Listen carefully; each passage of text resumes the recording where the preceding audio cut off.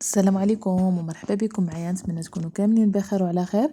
اليوم فيديو جديد غادي نحضروا فيه كيكه اللي سهله التحضير وكتجي رائعه بزاف، هشيشه وسهله، يعني ما كتاخذش الوقت بزاف. خليكم معايا تشوفوا المقادير وطريقه التحضير.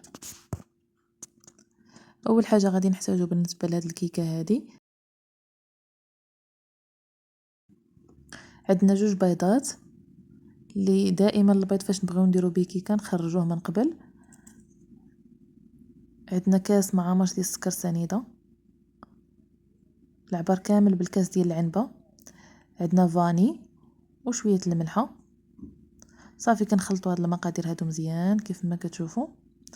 كندير كاس معامر ديال الزيت، وهنايا درت قهوه، درت عفوا الحليب مذوبه فيه نسكافي. صافي كنخلطوا هاد المقادير هادو غير بالخلاط اليدوي، ما كنحتاجوا لا باطور لا والو. صافي هنا كندير الساشي ديال الكاكاو، وكنديروا 2 كيسان ديال الطحين مع 2 خمارات. صافي كنخلطوا هاد المقادير مزيان. بالنسبه للحليب اللي ما بغاش يدير الحليب يدير كاس ديال القهوه ما عامرش. صافي هادو هما المقادير، وصافي تنغربلو كلشي مزيان وكنخلطوا هاد المقادير هادو مزيان حتى كيتخلطوا لينا.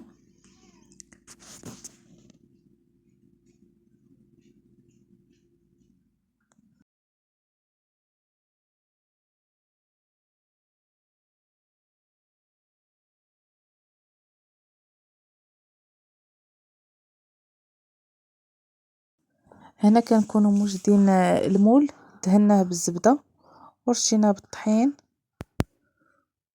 وكنقطعوا داك المكسرات اللي عندنا، اللوز ولا كركاع ولا زبيب، المهم اي حاجه، والشوكولات، وكندوزهم في الطحين باش ما يهبطوش لينا لتحت. صافي هنا هاد المكسرات هادو كندوزهم في الطحين وكنديرهم من فوق الكيكه. بالنسبه للطياب ديال الكيكه كنديرها في الفران بارد. بالنسبه للفران ديال الضوء الا كان الفران ديال الغاز كنديروه في الفران اللي كيكون سخون. وفاش تنبغيو نخشيوها كنقصوا عليه لاقصى درجه وتنخليوها طيب على خاطرها ما نحلوش عليها. هنا نتوما كيف كتشوفوا الكيكه كي كتجي هشيشه بزاف ورائعه.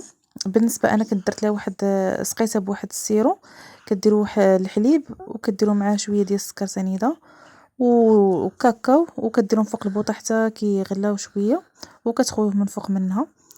المهم كتجي هشيشه بزاف وناجحه 100%. نتمنى انكم تجربوها. مع السلامه الى فيديو اخر.